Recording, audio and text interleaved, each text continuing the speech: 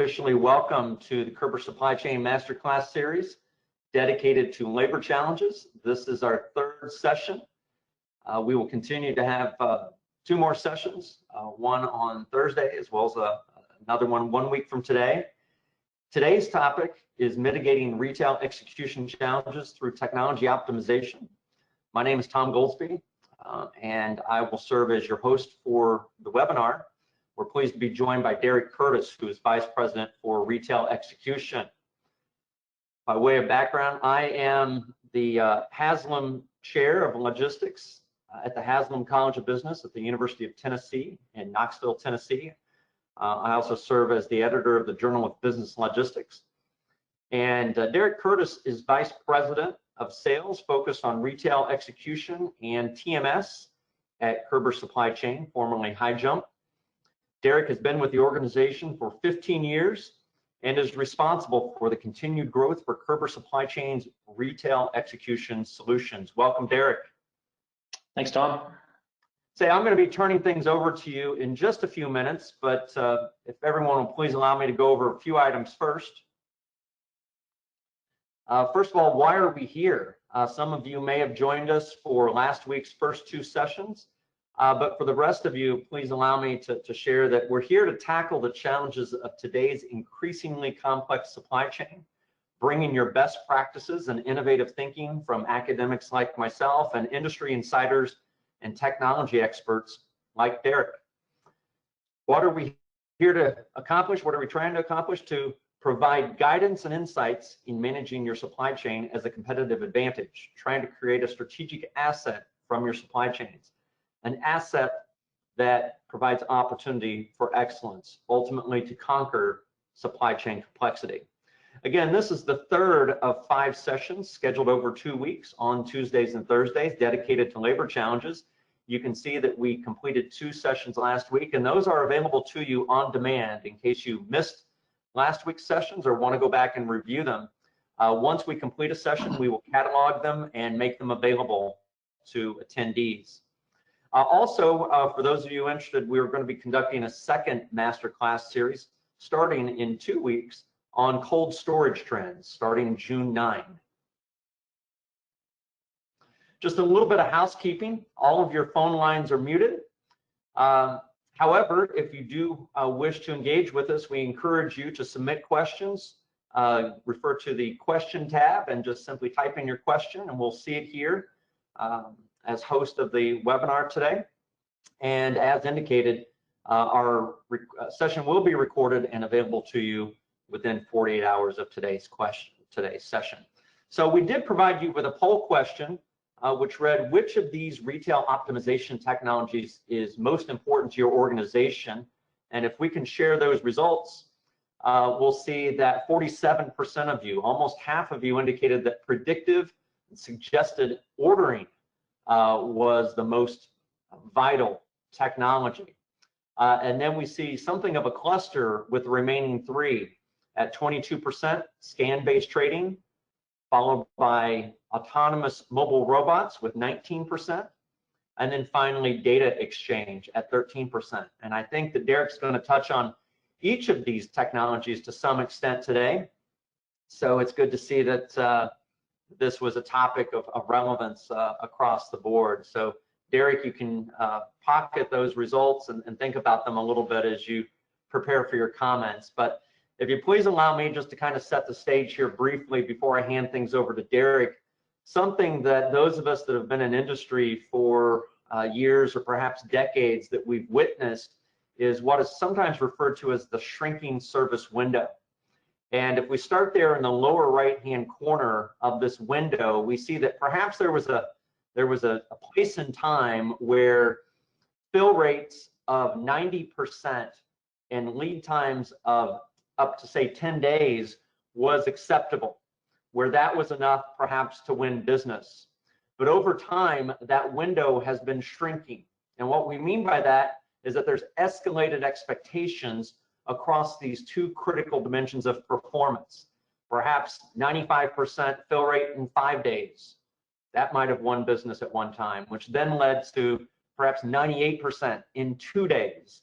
And ultimately, where we're going is that upper left-hand corner, the customer's expectation of achieving 100% fill rates, perhaps even same day, which is mind-boggling given where we started perhaps 20 or 25 years ago in the lower right-hand corner. But over time, there's been this escalation of service. And to add complexity to what we see here, competition obviously is not limited to just these two dimensions. Rather, customers are expecting ever-increasing assortment. And so that makes it even harder to fulfill what I often refer to as the bill of rights, the right product at the right place, in the right time, the right quantity and condition for the customer. And as we all know, that if you fail to show up, you're not going to win on game day. And so failure to show up when on-shelf availability is what it's all about in retail success. It really helps to frame our discussion today. So today's finicky customer is likely to not only abandon a store if you're missing an item, but they perhaps might tell others, maybe many, many others via social media. Now, one way to solve the problem might be to throw inventory at the problem, and that's the way a lot of companies would have traditionally dealt with really high customer service expectations. What you see here is a favorite macroeconomic measure called the IS ratio, which stands for the inventory to sales ratio. And what it captures is the amount of inventory that we have nationwide, not only in our store shelves and back rooms, but also anywhere where retail might be stocking inventory, so retail warehouses. And you see that there's a general trend. If we go back to the early 1990s, perhaps we have lean thinking to credit for this general decline in inventory that went into the early 2000s. And then you see the gray areas, which capture periods of recession. And so that was that big spike in the late 2000s. And then we resumed having only about 1.25, which means 25% more inventory than what a retailer might expect to sell over some period of time. However, you see that since about 2010, there's been a steady increase in inventory levels. And up until recently, it was about 1.4, and obviously has spiked a bit because of the impact of the COVID crisis, to where it's now about 1.45 based on the most recent reading from the St. Louis Federal Reserve. But the point being, inventory is expensive, and it's not necessarily the solution to our problems. Now, for some, the situation has gotten to be so desperate that I'll share a quote with you that I heard one senior executive from a major retailer shared with me some time ago. We were sitting on a panel, and I remarked after the panel was over that it seemed as though this company was innovating in so many different ways. I was really intrigued by the provocative nature of their innovation to try to win over today's consumer. And the individual offered this quote back to me: "We're literally throwing ideas against the wall to see what sticks. We'll figure out how to make money doing it later," which didn't really strike me as a formula for success, but it really underscores that level of desperation that we're finding today with retail execution. And it occurs to me there has to be a better way than just experimenting at will, very costly ways, some which might succeed, but most won't, and throwing inventory at the problem. And so, Derek, with that, I'm going to throw it over to you, that maybe you can help us to understand how retail execution done well with technology properly implemented could help us to address this quandary. Well, thanks, Tom, and thanks everyone for joining us today. I think without giving away my own personal vintage too much here, I love the reference to the shrinking service window, because I remember what a big deal it was when I used to place what would now be considered online orders. Back then I had to do it by phone. When the guaranteed delivery window went from 6 weeks to 2 to 4 weeks. This was just like the greatest thing. I'm like, oh, only a month away. And now, COVID has impacted us all, but to listen to my wife, remorseful over the fact that she can't get food delivery within like 3 hours. It's like, oh, it's not until tomorrow. So there's certainly a lot of expectation changes over these past decades, and it's just it's amazing how it's gone. So, you know, retail execution can mean a lot of things to a lot of different people. So I thought maybe I'll just spend 30 seconds here really quickly just to put a little bit of a lens on this, because retail execution from our Korber perspective, when we're talking about this, we're largely talking about food and beverage.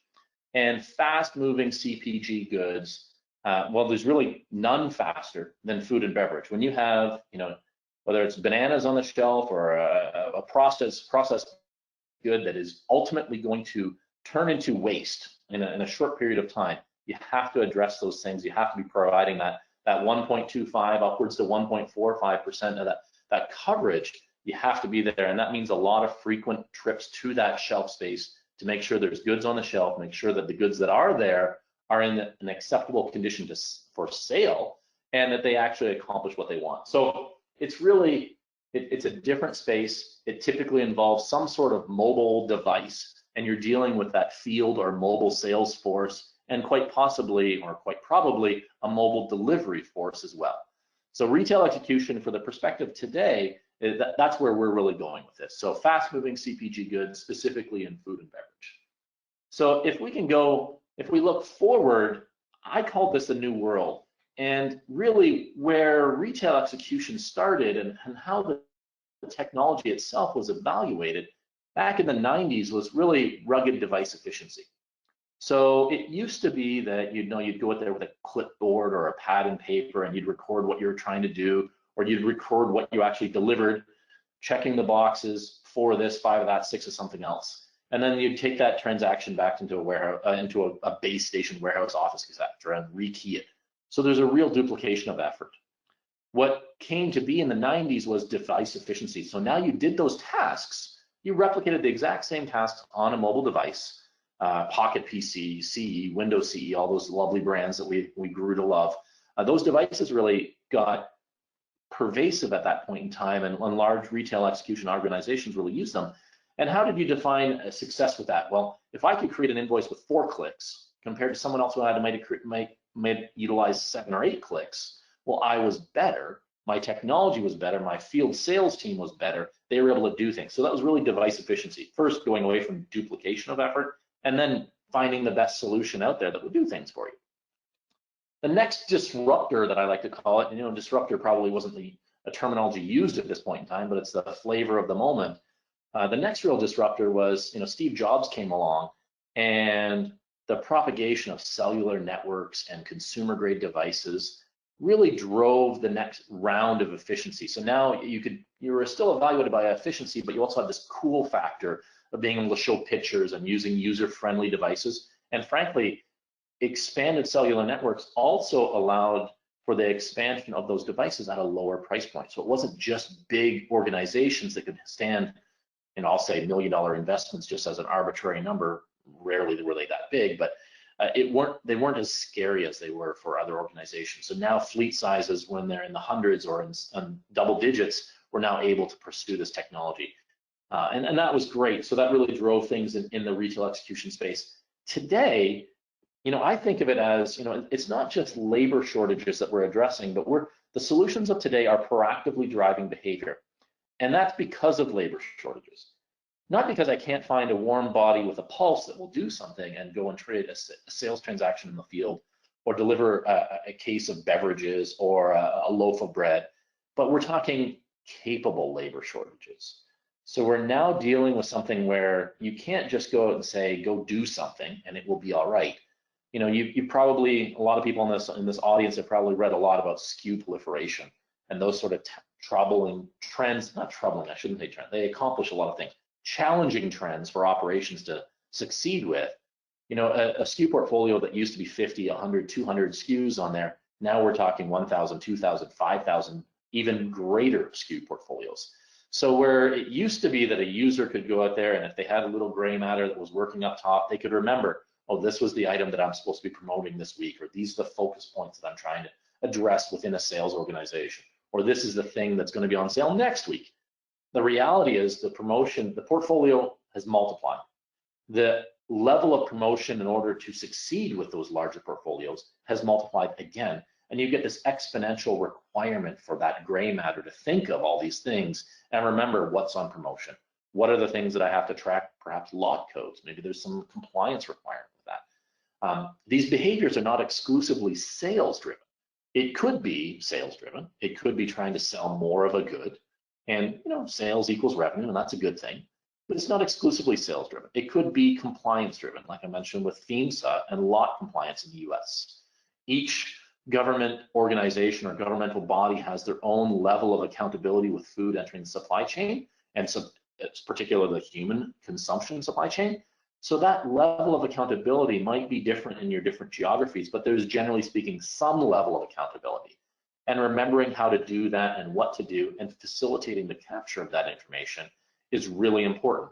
The inability to capture that would put you out of compliance in some governmental organizations and remove you from the ability to complete your business. It might also create massive problems and massive cost overruns if you did have a scenario where you had to do a recall, like the listerias that have impacted so many fast food chains in the United States. There's many of those examples that are out there. And if you don't have a functional way of tracking where that product went and who received that, well, you're just pulling everything and lighting a match to the money. So driving behavior does not just mean sell more of a good.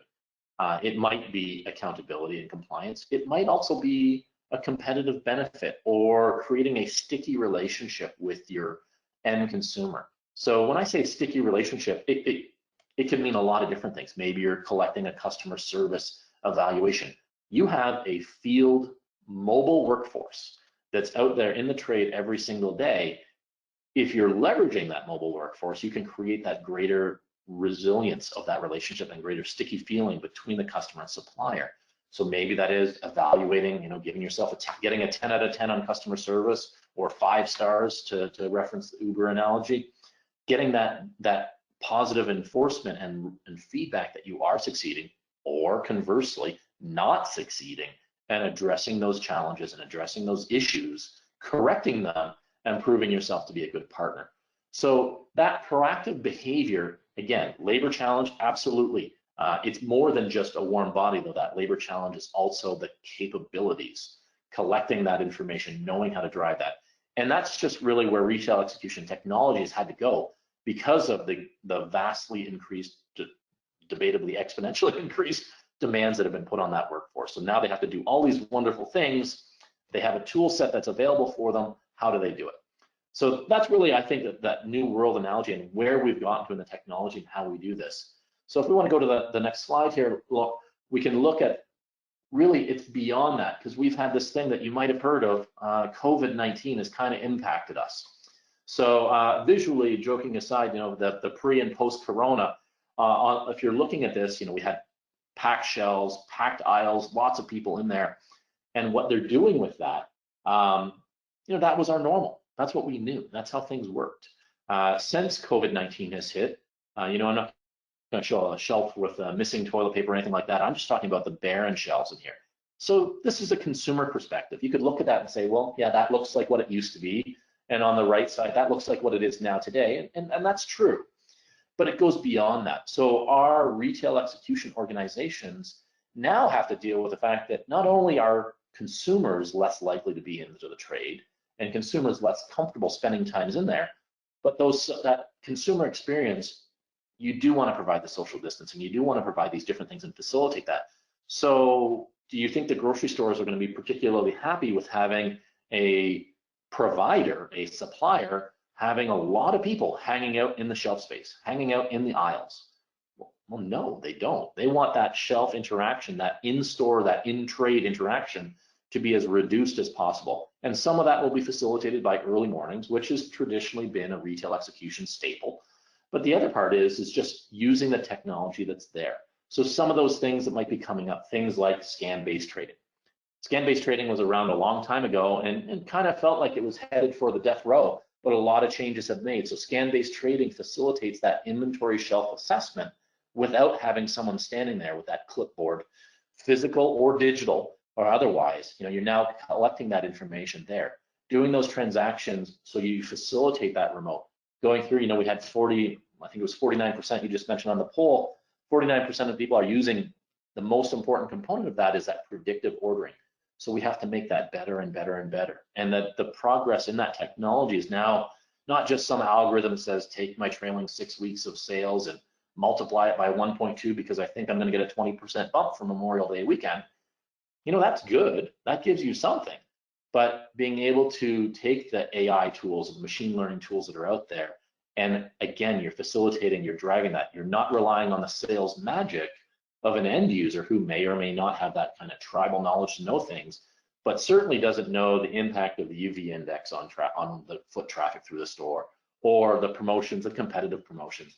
There's just so many facets that are going into that, and you have to take that beyond what the gray matter can handle, and let that technology drive those decisions and help you become better and better and better, and spend less and less and less time on that shelf floor. So these are some of the things that I think have really driven on there, and I'm glad to hear that predictive ordering is really a big use within the attendees today, because I think that predictive ordering and particularly scan-based trading is going to be things that are going to be growing and growing and growing in their use here. So those were some big points that I wanted to get out there, and things that I think that are driving labor challenges. One, the capability of that labor base, and two, the viability of having labor in the store. So it might not have been the expected or the traditional labor challenges where you just can't find that warm body. Today's labor challenges are the capability and the technology to facilitate that labor, and the viability of actually having labor in the store. And I think post COVID-19, this is going to continue. I don't think this is going to stop tomorrow. I don't think COVID-19 is going to stop tomorrow. And I certainly don't think the impact of retail execution is going to stop tomorrow. I think this is going to be another one of those scenarios where you hear of the new normal.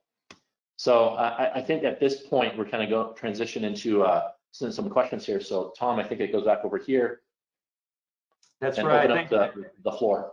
Yeah, that's great. Thanks so much.